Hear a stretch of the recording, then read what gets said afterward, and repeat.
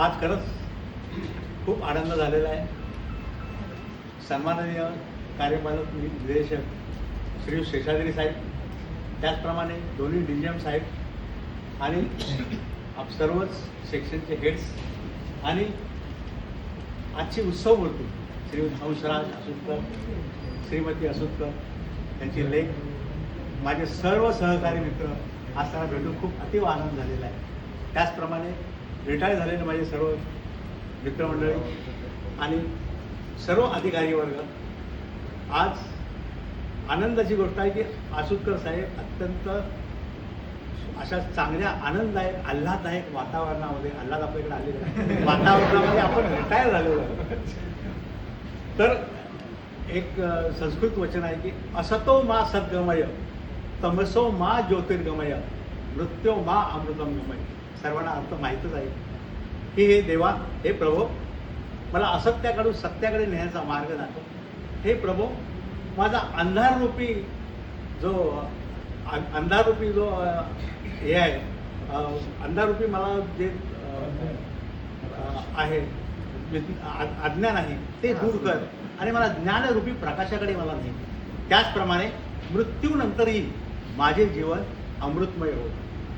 तर जेव्हा मी आरसेच्या प्रांगणात आलो ना, तेव्हा मला वाटलं खरंच की माझी माय माऊली भेटली. पंढरपूरला गेल्यासारखं मला वाटलं, कारण की मला जन्मदात्री माझी आई आणि मला आत्तापर्यंत पालन पोषण करणारी आणि आत्तापर्यंत माझी जो मी आहे ते निर्माण करणारी माझी RCF ही माझी दुसरी माऊली आहे.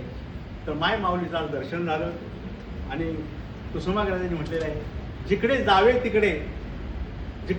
तिकडे माझी भावंडे आहेत आणि माझ्या मैत्रीच्या माझ्या खुणा तिथेच मला दिसत आहे. आता हंसराज यांच्याबद्दल, हंसराज यांना आम्ही प्रेमाने हंसराजही म्हणतो, त्यामुळे राजहंसही म्हणतो. राजहंस म्हणण्याचं कारण की राजहंस नारायणराव राजहंस जे बालगंधर्वराव आणि त्यांचाही गळा गोड आहे.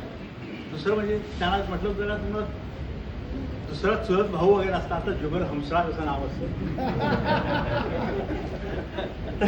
अत्यंत सहृदयी, कष्टाळू आणि वादविवाद न घालता प्रामाणिकपणे काम करणारे असे व्यक्तिमत्व यांच्याबद्दल खूप म्हणजे सगळ्यांनी सांगितलेलं आहे.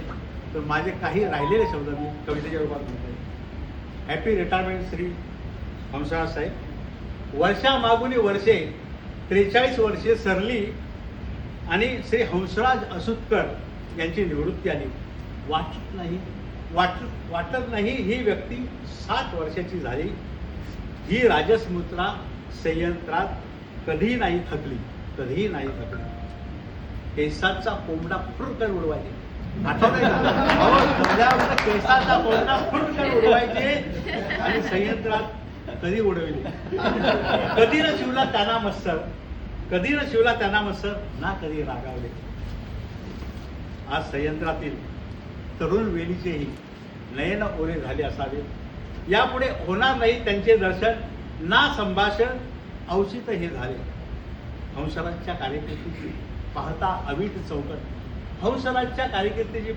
अवीट चौकट आज लोचनी दिसेल त्यांचा निज जीवनपट.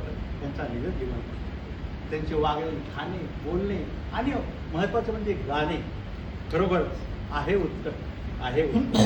कधी नाही म्हटले त्यांनी की मी झोपतो करून हिमालयाची उशी, अशा बडायचे